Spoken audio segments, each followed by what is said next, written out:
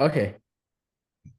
And I have your background information. I have all my questions I have for you, so I'll be able to kind of walk us through this. Um, Okay. I generally do a little bit of background. I know you're a CPA and you've got finance and accounting background. Um, we'll talk a little bit about that. I usually like to kind of go into the space why people get into real estate because that's how you connect with the audience. Um, our target is agents for agents, right? So we're talking to other agents that are in the space. My group, Real Estate Success DFW, is a podcast to start, and then it's also a local community where I grow and help agents with their business. I mean, right now I do everything free, so there's no charge or anything, but I'm just giving back. I don't know what I want to do in the future, but right now I'm just growing something. Mm, So that's my thought right okay. now. Did we connect Okay. through Melvin? Yes, we did. Okay. Are you his? I think he's sold enough real estate. Are you a mentor for him now? Yes. Yeah, I'm his mentor with EXP. Okay. All right. Very cool. Um, I've been doing some events with him. I don't know if he mentioned that. Yeah. Yeah, I've taught some classes and I bring people out to his thing. He's actually going to do an event here at my office in 2 weeks. So Oh, awesome. I'm going to get him Awesome. some space there. So Awesome. I'm going to kick it off if you're ready to go. All I'm ready. right. And you just had a baby last week? No, we thought we were because the doctor said the amniotic fluid was low and they were gonna have to bring out the baby. So I think they found out on a Tuesday and they said we should come back on a Thursday, something like that. But when we went back, the flus were back up because, they told my wife to hydrate and to give us some tips. But the baby's due next Monday. So we're having the baby next Monday. Okay. So yeah, but we were not expecting that. But yeah, but basically they were like anytime we could remove the baby if the fluids remain lower than normal. So yeah, not here yet, but very close. Okay. I love it. How many kids do you Yeah. have? One. It's gonna be our second baby here. Okay. I got Yeah. four in elementary school. Oh wow. God bless you, man. It's been definitely a blessing for us. Yeah, for sure. Yeah, I love energy. How old are they and how do you stay organized? Um, well, they go to school, Yeah. so that helps. Yeah, Yeah, they got a structured system in place, but beyond that, I got to run and get them, and my wife teaches, so I spend a lot of my that's time. good. That's I'm a good. single dad some of the time too, for sure. The way it works out for us because she's busy doing other things too. Yeah, that's good. But Systems. Systems are the biggest thing. Just have a system of a routine. well, we may dive into that as well. So let me kick us off, and then we'll get started. Okay. Okay. Hey everyone, Shaune Corbett, Real Estate Success DFW. Today we have a special guest. I've got Tobi Oluwafemi. Is that close, or how we say her last name? It's Tobi Oluwafemi. But you Uh, you you were close enough. I love a very common name. We see it all the time. Well, I Yeah. appreciate you, Toby, for getting on with me. As most of you know, I do a podcast where I interview successful agents. I like to see agents that have sold at least 100 houses, just so we can have a place where we can start and have a story we can tell.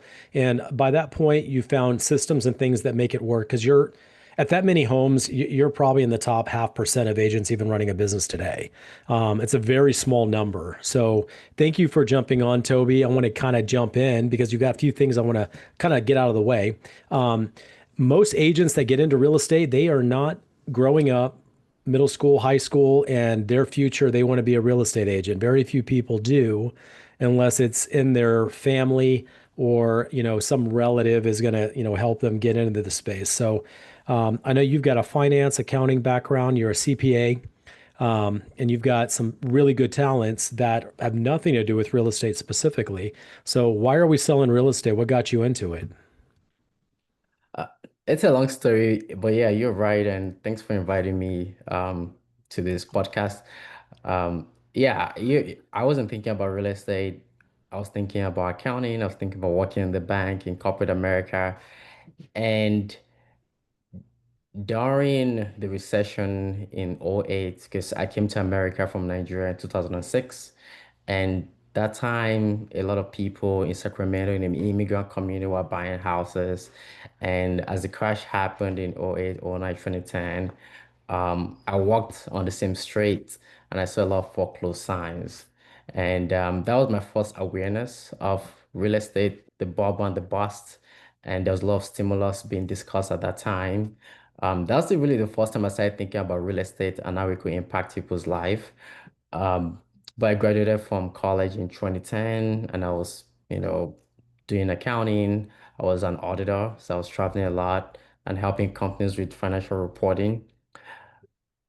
So, but I got advice, some good advice early on to purchase real estate. So I did purchase my first real estate 2 years after college in 2012. And I saw that asset appreciated.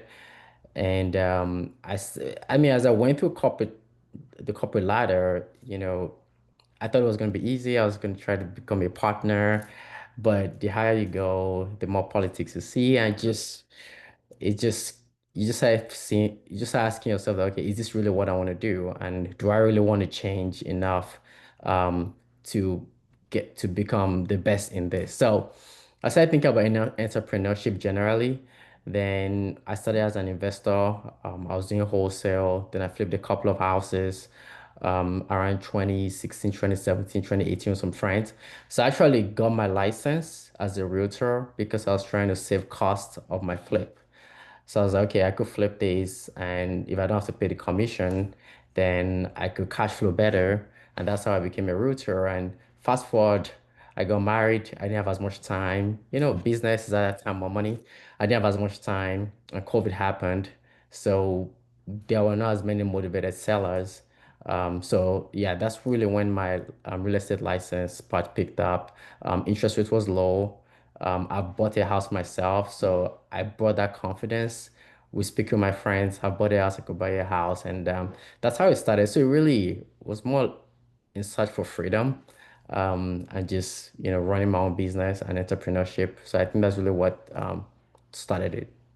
Yeah, I mean, there's a lot of things there, we could unpack to build on and talk through. So one of them is one of the common elements is the entrepreneurship is certainly a major, component to building your successful real estate business. No one's telling you what to do. There's no boss.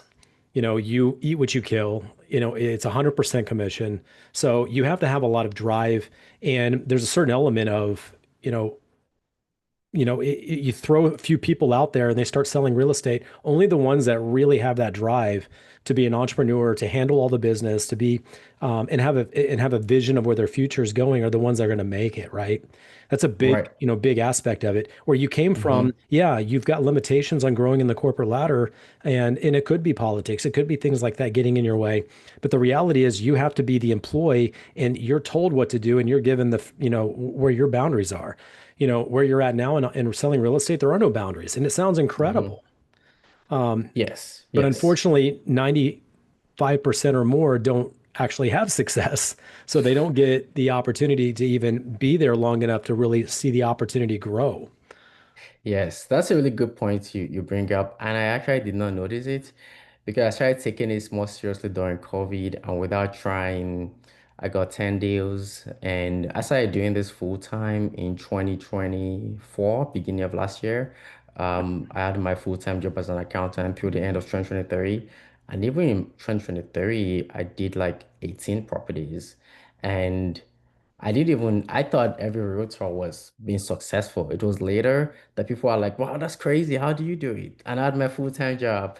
And I think it was just the tenacity and having that mindset. Excuse me.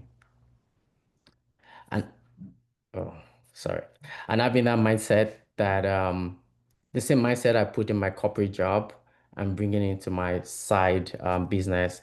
And after reading what's the name of this book by this popular business book by Robert Kiyosaki? Yeah, What's Rich yes. Dad Poor Dad. Rich Dad, Poor Yeah, Dad. Yeah. yeah, yes. I think there was a moment I read that book, and something I remembered that was it was said was, "Are you minding your own business?" Right? So when I started thinking about that, what is my business? And at that time, real estate was my business. So I felt like I owed it to myself to give my business the same amount of energy that I was giving any other person's business or even more. And make like I saw it that way that this is my business. Then I took it seriously. And the good thing about accounting is all about numbers. You know, in finance, there's estimates, there's projections. Accounting is really about historical financial data, and there's no ifs or buts. So I brought that into real estate. I noticed that when I started making a number of calls, number of text message, I get specific results, going to a number of meetings, things just happen. And I was really literally analyzing my behavior and I was noticing some patterns. And I started taking those numbers into consideration and I started consciously doing those things. And that really helped me. No, I love it. And we're going to talk a little bit about, with the market trends and some of the tasks and things you did to get you into that top producer status. There's normally two critical things I find that a lot of people have in common for coming into real estate. One is the entrepreneurship mindset. They don't want to be an employee anymore. And the other one you mentioned is saving money on commission when you own investment properties. I'm in the investment space. I've done over 100 flips here in Dallas Fort Worth. I don't do any of them myself anymore. I do it for others, and I help kind of facilitate. But that space was occupied by a lot of agents that want to save money in that space and buy their own properties and not pay the commission and things like that, which is not a bad idea. But often what happens is, well, I have a license and I know how to write a contract. I know how to work with buyers. Sure, sister, I'll write a contract for you. Or, sure, friend, I can put a sign in the yard and list the property. I think a lot of us may have similar stories like that where we just kind of start doing it and it's working. And then we're like, okay, well, I did it once, I'll do it again. And then I work with people I don't know as well and start working with people I have no relationship with. And then, it kind of starts growing, from there. So I think it's always fascinating to see where people get started in this business. Any Yes, thoughts on yes. any of that? Yes, I totally agree with you.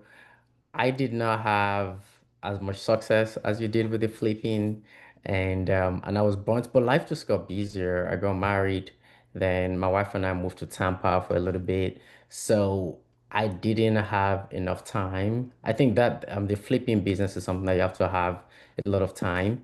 So the realtor side was the part that grew. But yes, initially I thought I wanted to do the investor flipping, but I just, I lost money on the deal. I gained had marginal profit on the other one. And after I got married, it was more like, okay, should we use our capital for this? And that was a harder conversation. But in being a realtor, that was easier to do. But yeah, but kudos to you guys are able to figure that out. So yeah, so I've since that time I've just stuck on my lane as a realtor. I do help some investors run numbers here and there, but yeah, I don't do as much investment like I used to do when I started. Sure. On the finance background, some of those can certainly help kind of make an analytical response. And certainly the investors are just not as emotionally connected to the property, which is fine. Right. It's like buying a commercial or doing things like that. You can, Mm-hmm. run a scenario that makes sense and you can justify it through, ARV and what it's going to cost to repair, how long we're going to be in it, what's our exit strategy. I think all those things are really important, even for retail clients. We're Right. talking to a retail client, even if they're not looking to, flip or rent, what's an exit strategy? Let's look at realistically, when we have this house for 3 to 5 years, because that, or maybe seven, Mm-hmm. where are we going to be in 7 years? This is a property that we want to hold on to. Are we going to be able to sell it? So having Mm-hmm. an analytical mindset can really help, Right. evaluating those properties. What do you think it takes to consistently close deals in a competitive market? Because the market is really dried up here versus where it was 3 or 4 years ago. So it's getting less and less transactions that we all have to eat, feed ourselves. Mm-hmm. So what are some things that you're seeing has really worked for you, to consistently get transactions and still close transactions today? Yeah, I mean, it starts from what I said earlier, minding your business. I'm aware that, the market is dried up and there's a lot of um, unpleasant economic data like unemployment and some people losing their job and interest rate is high and the uncertainty and inflation. But I try to tune out from all of that because I feel like the more I focus on that, the more discouraged I feel, or the more I feel like my life is not in my hands, right? I just focus on, okay, what strategy um, can I put in place to talk to clients in this environment? Like, what is the key point? So I've doubled my efforts on some levels because I do think that if you can figure it right now, when the market turns around, you have the capacity and you'll be able to handle it better. But yeah, more calls. I knock on doors and I talk to people, and I think it's very important to show people that you care. And I just don't wait for people to come and meet me. I try to I talk to them about what they need, and I run those numbers for them, right? Most of the time, people don't care about the price of their house. What they care about is the monthly payment, right? Of People course. don't care if you give them $5 million house if they're paying 3,000 a month, right? So it's very important to understand that, and it's very important that. So I talk to people, okay, what can you afford? And I do a little more extra work and more research, and I find them those houses, right? And I run those numbers for them. This is going to be your down payment. This is going to be your monthly payment and everything. And when they see that, then they're incentivized to go out there. So a little more research on my side and doing more scenario and case studies for people and sending it to them. And it's crazy. What I also notice is that people don't believe things that are too good to be true. Sometimes I send to people and they're like, oh no, that's market. I'm like, no, it is real, right? Like, why would I send you something that is not true? And so yeah, you also have to know that people are skeptical. So not just email it to them, but call them and say, did you get this? And hear what they have to say. And you'll be surprised many times that if they know what you're sending is real and is true, and you can show them, people are ready. So, but when the market that the buyer is just shy, they're holding on. And the issue with people is not information. There's a lot of information out there. It's like, do they have somebody that they can trust and can lead them to make decisions? So there are people. I mean, I know the market is tough, but there are people that have funds to buy houses. You have to find them. You have to give them confidence, and you have to make them trust you, and you have to do a little bit of leg work. And yeah, and that's how we get my clients. No, I love that. So one of the things I like to teach agents or help them with is, having a conversation with a prospect or someone that's on the fence or they don't know what they want to do. I'll tell them communicate with houses. Just send them something, right? And Mm, I like, and you have to know. So this is something I know most agents don't comfortably get into, but most people in life, they think about everything in monthly payments. You're exactly right. No one ever talks about that, and you're right. That house, in 2021, it could have been, 500,000. That same payment is now only $300,000 house, right? But you got to know right, that. And you got to know right, where the market, where they're going to land. Are we going to stay within budget? I don't want to send them things that we have no shot at winning just to send them a right. house. I want to get a Mm-hmm. kind of idea of where they're at, maybe what they're paying in rent, right? There's things that we can equate. If they're paying Mm-hmm. 2,500 in rent, they could probably handle 3,000, 3,500, possibly in a mortgage, depending on their circumstance. Yeah. And I will send a house with a down payment and a monthly payment as well. And agents don't do Mm-hmm. that. Mm. Yeah. It's not rocket science. It's not that hard to figure out. You don't have to be a CPA, Yeah. or have a finance background in order to make that, Yeah. qualifying opportunity to say, hey, I found this one. It's within your monthly payment. You will get Mm-hmm. responses, even if they're like, Yes. I can't buy now. We got to finish school or whatever. All we're trying to do is generate some type of response. And then Right. it would say, no problem. I'll check back with you. Are you okay if I check back in a month? They always say yes. Mm-hmm. These are Yes. ways you kind of stay, top of mind with the people in your group. So I love that Yeah. you talked And about one that. more thing to add, I tell agents too that focus on education, right?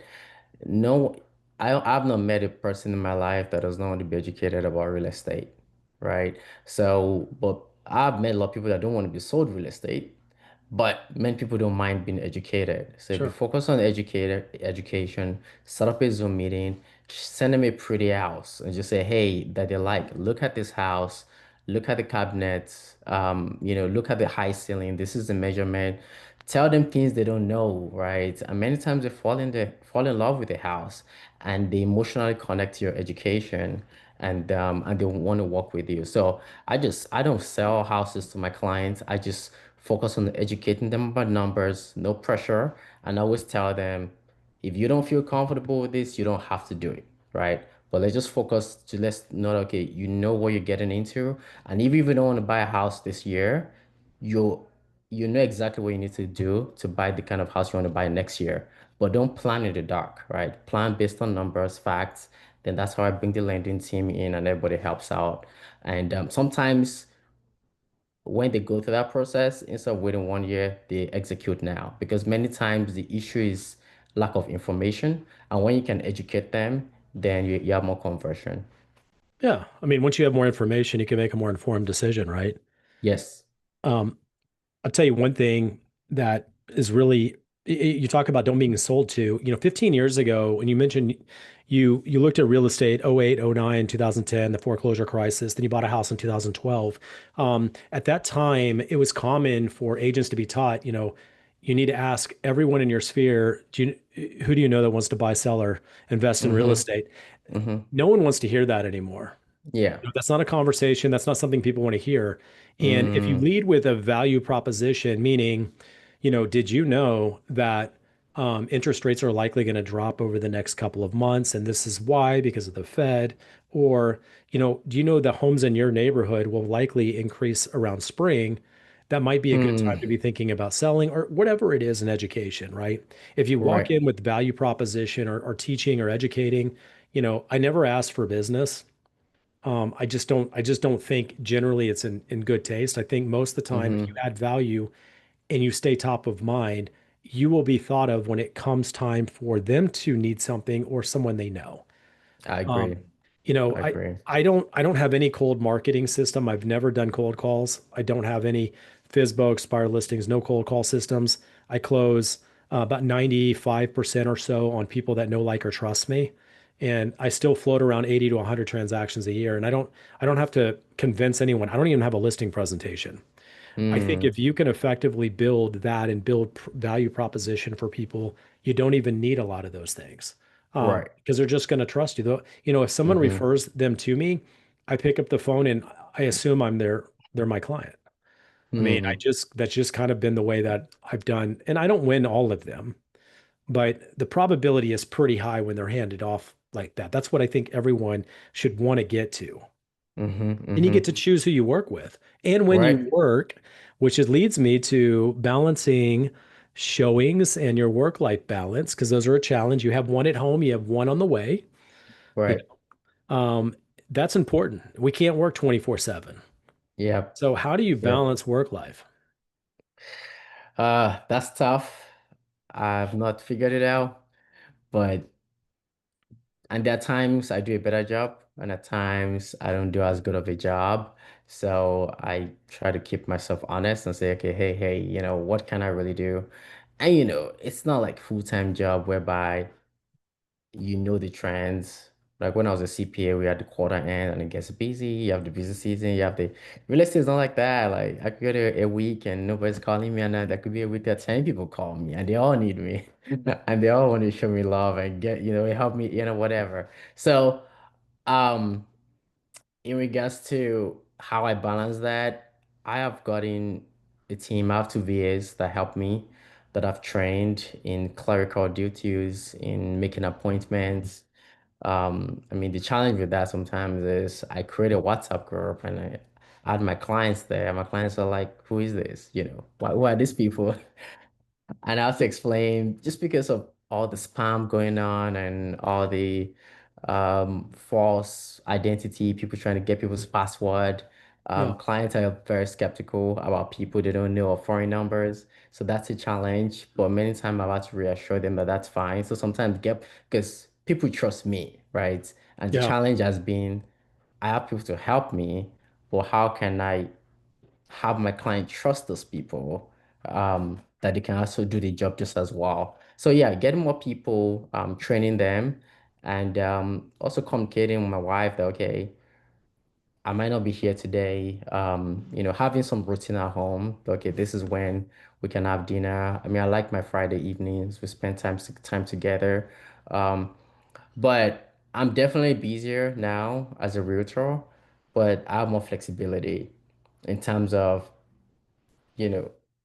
anything I really want to do or anything as a priority is my family, I can be there, right? Without feeling like I'm gonna lose my job or anything like that. I might lose some money in the way, but that's okay, right? That's on my terms. So, but she has a job whereby, she clocks in, she clocks out, she does anesthesia, and so she has a little bit more time, but I have more flexibility. So just understanding our strengths, but I can also go and make a little more money that she can because of the kind of work I do. So communication is a big thing. Having routine at home. So I may not always be at home as you want me to be, but can we count on these days, right? Friday, Sunday, we'll go to church together and we'll do these events together. And we wake up with, together. We wake up, pray together in the morning, things like that. So there's little things we do to keep things going. And with clients out there, just booking appointments, sometimes they cancel. It's something I'm figuring out. I don't have a perfect system in place because there's still people in the system. But yeah, I'm figuring that out. But yeah, just I think the biggest thing is if I'm fine at home, then I feel like I could do whatever I got to do out there to help my clients. No, I like it. And it's one of the things I want to emphasize. I know it's important to you because you shared this offline is the being present. There's not a Mm-hmm. whole lot of time. We have client needs and it competes with our family time as well. So that means that what time you do have with family, if we're going to lose that, I'm going to make it up here and not Mm-hmm. just not just show up, but actually be present and be a part of it and be real Right. intentional. Mm. And it's good that we can block off spaces and time. In general, I don't work weekends and evenings, and I know that's a really hard thing for realtors to hear. Mm-hmm. But if your client base is exclusively on people that know, like, and trust you, a lot of times you can set the stage of when we show homes and when we do things. Mm. And it does take quite a bit of work. And I'll show a house on the weekend. I mean, don't, I can't Mm-hmm. always be, it's not an impossible task. But I also have people that will show for me in the Mm. event that it's too much of a compromise for me to say no. Like my son right now is in lacrosse and he plays, 2 to 3 games every weekend, and I want to be there for all of his time. So Mm. I would probably have to pay to have someone show houses while I'm doing, those events and being there for him. Because Right. that's really important for me. And then we Mm-hmm. also, on Sundays, we cut off all electronics. We call it, it's our Sabbath day. You That's know, really good. so no kids get electronics. The adults don't get electronics. We don't watch TV. We just cut everything off at least once a week. Mm. Um, I know other people that have done this. I've done this for a while. I heard, Charlie Kirk, right? He's the one that unfortunately was assassinated every Mm. Saturday. And you can't find someone more intentional about work. And he's always available, but he actually will Mm. turn everything off on a Saturday. And, Wow. it's if Wow. he can do it, I I did not know, know I know I can do it that. Right. because he Right. was very involved with all these businesses he was running, and he just had, the 2 kids. So it's very Mm. much possible, and it will not hurt you in any way, and it's good Mm-hmm. for you. Mm-hmm. So I love that being present is really important. Let's talk Yeah, I about think lessons I learned. I think I'm gonna start doing that maybe I'm gonna start from 7 p.m. I don't know if I can do the whole day yet, but again, the goal is to grow towards that. And one more thing, every day I'm working from home today, but Monday to Friday I go to the office. Yeah. Um, just whenever I'm at home, I try not to be on my laptop. I text every now and then, but the goal is okay when I'm in the office, I and I'm focused and do as much as possible. Then after that, I go pick up my son from daycare, come home. It's just text, and at least I can be physically present. And after dinner, I really try to be physically present, less text and things like that. So I think moving location helps mentally and psychologically that, okay, I'm home. Sometimes as realtors, when we work a lot from home, it just feels like it never stops. There's no mental break that, okay, now this is a space for this. And I think having spaces for work, spaces for relaxation, that also helps. Establishing boundaries in our life is really important. Most people don't. They Yes. allow things to enter their life that's compromising, or it's like kind of like if you choose to surround yourself with people that are very negative, you're going to be negative. Right. If I can establish boundaries of things that are infringe on my personal time, then that means my personal time isn't that important, right? And those some things Mm-hmm. you think about. I'm the same way. I have an office. I've had an office for almost 15 years. And I'm currently in Flower Mound where my office is now. And I come and I stay here for about 7 hours straight every day, Monday through Friday. And I'm hyper intentional. There is nothing fun here. There's no distractions. You're here to make an opportunity and create value for as many people as possible. And I'm very, very Mm-hmm. intentional about it. From doing podcasts like this, or, maybe training or doing things in my training room, or working with clients and giving them next steps. All those things are very intentional when you cut off and you create that space. That's So great. I That's like great. that. That's great. Um, let's talk about lessons learned. I know on your um, one of the pages I read about you, you talked about sometimes you win, sometimes you learn, right? And it's okay, when you Yeah. have to learn when you don't always win.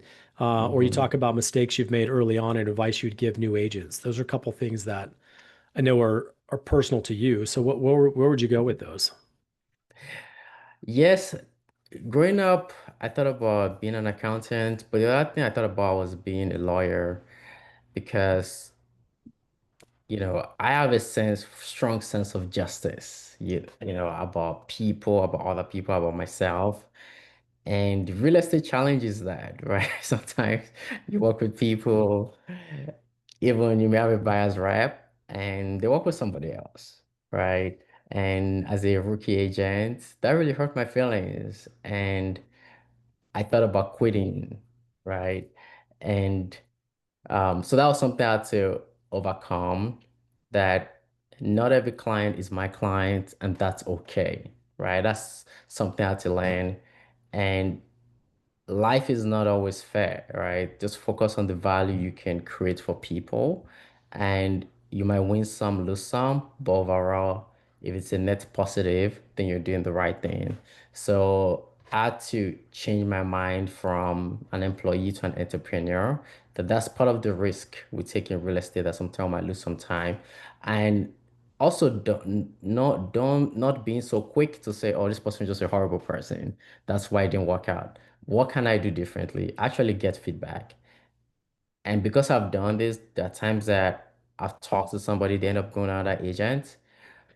But after that, we have a relationship, and I created so much value that they've sent multiple referrals, and I helped them on their next deal, right? Not really taking things personal.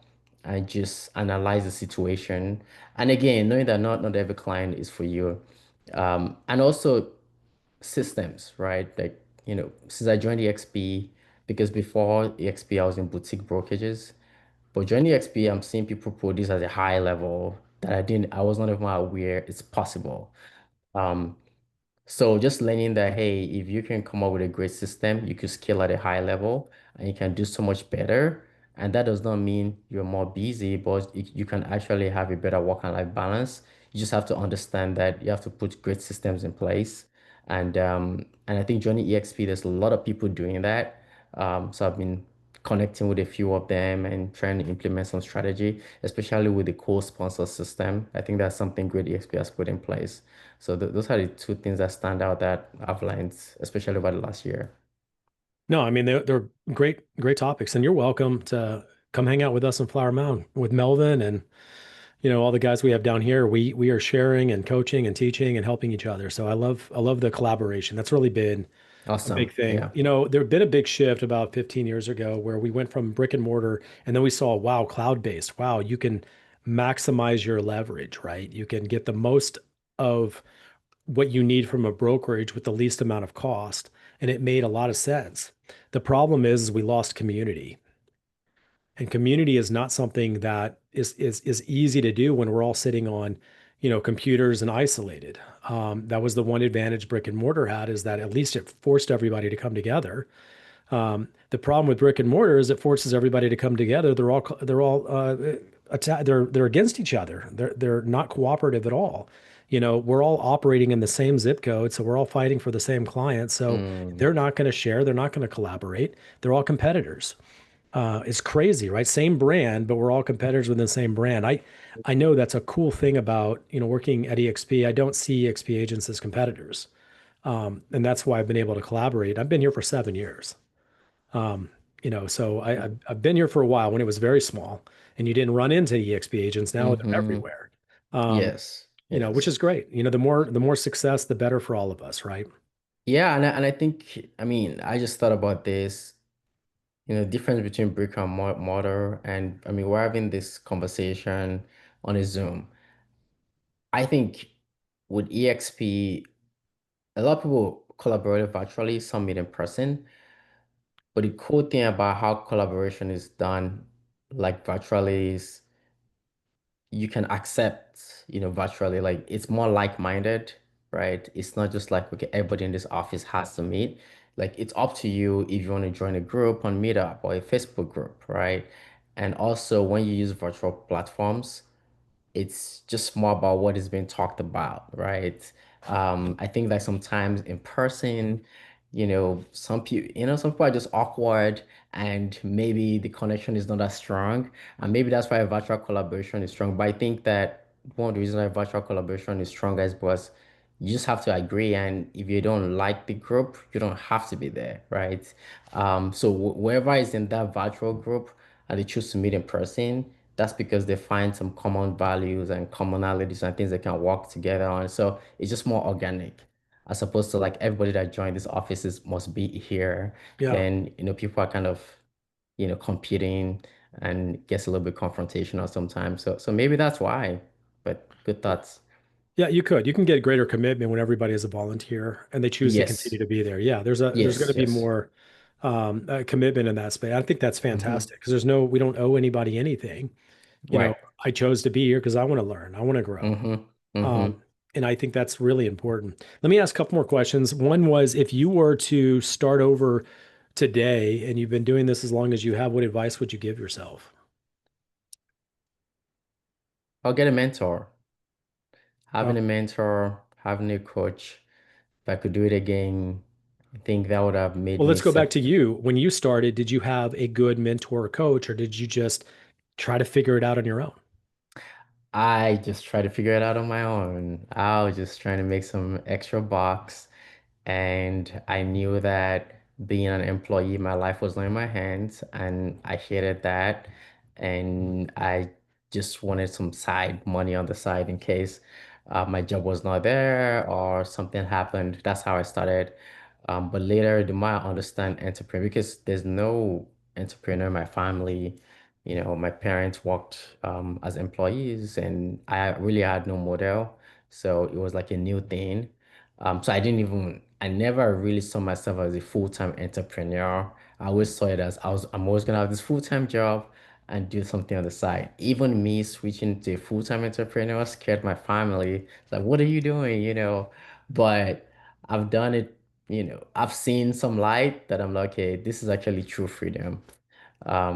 Sorry, did I answer your question? What was the question again? Yeah, well, the objective, what would you advise you if Okay. you started Yes. today and you said get a coach and a mentor, and then Yes. I shook you up a little bit and said, what about you? Did Yes. you have one? Because I didn't think you Okay. did. No, no, no. I did But not. think I about didn't. you not having one, how much time it cost you, right? Surrounding yourself with people Yes. that have done it before, they will save you considerable time. And I tell people all the time, if you did a commercial deal, this is the easiest illustration I can give you, and you're new to commercial and you had a commercial agent you could go to for advice, you're likely going to give them 50%. That's not Right. an uncommon thing. But Yes. here in our space, they think they should give you 30% or 20%.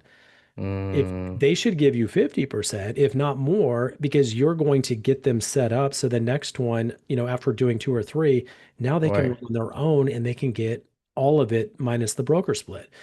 Right. That's a path to success, but they're trying to win every dollar today. And that's a Right. terrible investment. You I know, agree. give up the money today and find a good mentor or coach that's worth it. I agree. I Yeah. agree. And I mean, and people pay money when it comes to university, college, any program Yeah. that is signed up for. And why not real estate when you could even get way more? And the person is just helping you for the first couple of transactions. But yeah, it baffles my mind when people don't see the bigger picture. I love it. Is there something that you would like to promote? I know you've got some social media. You've got your Yes. Instagram, you've got your YouTube channel, the Toby CPA Realtor, and then you're on TikTok as well. Is there something specific that you would want to promote yourself?